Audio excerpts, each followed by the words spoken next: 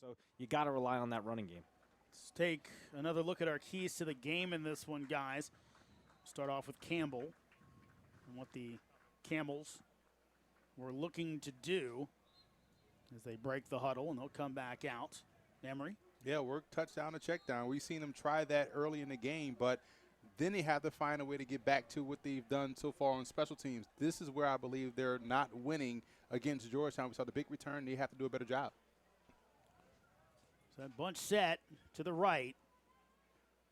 Smith out in the flat, looking for Reed, makes the catch, lunges forward, and just short of the first down. And again, just another good job offensively getting those short passes. You could see on that throw a little bit wobbly, a little bit high. Smith's having a hard time gripping the football right now to throw the football. I mean, that was just a quick little dump down check pass. And it's going to be tough. It's really raining out there, so for a guy of his size, it is going to be tough throwing the football. So those quick little throws, those short boys, that's all that they need to do. Empty backfield for Campbell. Quick screen out in the flat. Big hit, but lunging forward is Blockman, and he should have the first down. With the way Campbell is moving the football now, they're taking big swings at the tree, just slowly chipping away at that clock. And also against this defense, you may start to see Georgetown gamble a little bit and send extra to try to dictate what you talked about, Mike, try to force him to make a quick throw, not really being able to grip the ball. Get empty backfield, and now Reed comes in motion. Fake through. This will be incomplete. Bounces off the hands of Roderick and was up there, but no one from Georgetown could get it. Yeah, and that was actually a really nice job there by Smith going through his progression. His inside guy, the linebackers outshifted, took away his inside lane, did a nice job going to his second guy. Wide receiver just needs to catch this football. And this is a situation where you're going to start to see all those gloves that these guys are wearing, they're going to start to come off. You're starting to see it a little bit, guys here and there, but those gloves make it really, really hard to catch the football when they're wet. Quick note, Mike Taylor now with wearing number 51 instead of number 8. Smith out towards the sidelines and nowhere near Sneed, so long yardage here for Campbell. And that's an interesting play call in my opinion. I mean, that is a long throw, dry football, wet football, doesn't matter. That is a long throw from hash to the opposite sideline on a comeback route. So now it's going to set up a long 3rd and 10, putting the opportunity here for Georgetown's defense to make a play. And that one was, to your point, Mike, the ball slipped out of his hands and really carried itself completely out of bounds. So getting away from what they were doing well, it's pretty interesting right here on this series. Smith's thrown for 133 so far. Now he'll take off running. He'll be hit and brought down at the 30-yard line, so gain of 4, but well short of the sticks. Nice play design right there because it brought the man in that orbit motion to take away the in-man line of scrimmage, so that way they can get that extra blocker to the second level. And that would have been a great first down play to run, but in 3rd and long situation, unless you're planning to go for it here on 4th and, let's say, 7, then I can understand it. But just a good play design, try to take away one defender, sets up a 4th and 7 there going for it. So a 4th and 7. Colin Gary won't get the chance on this one.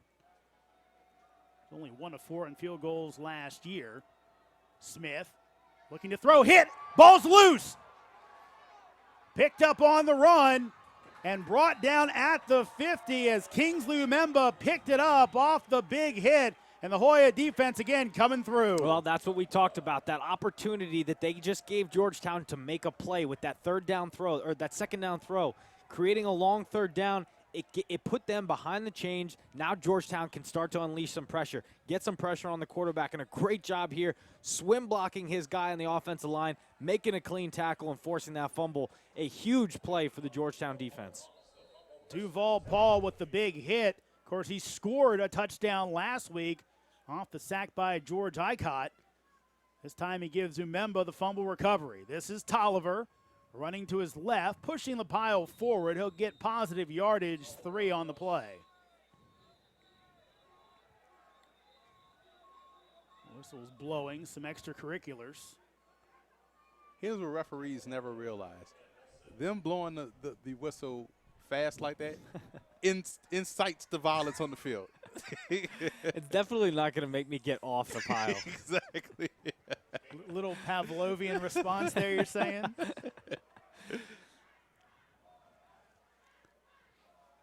Second and 7. Skylar Springs out now. A good bit of run.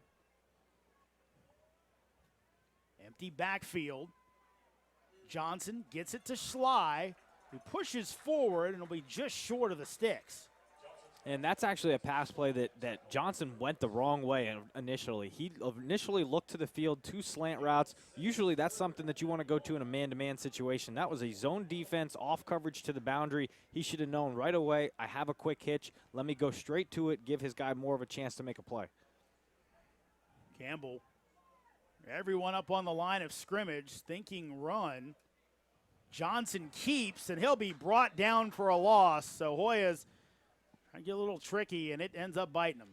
That was a great play defensively by Campbell because they got so much penetration initially off the snap that it took away both options. And that play was doomed from Jump Street because there was no way Gunther Johnson could go with the football, because if he hands it off, 2 tackles are right there waiting for the ball carrier. If he keeps it, you just saw the end result. And at the end of the day, that's how you beat read option football. You get that penetration, but you have to have guys that can do it up the middle. When you get penetration from the outside, now you're inviting people to you give the football, and you open up a lot of lanes in the middle there. So great job there by Campbell's front 4. Hurst, high kick, and that's not a great one, as that'll be, I believe, inside the 20. Let's see where they mark it at. So again, looking like Campbell dodging a bullet after the Hoyas force a big turnover. This time no points, exactly out at the 20. So no harm, no foul for the Camels. And normally when you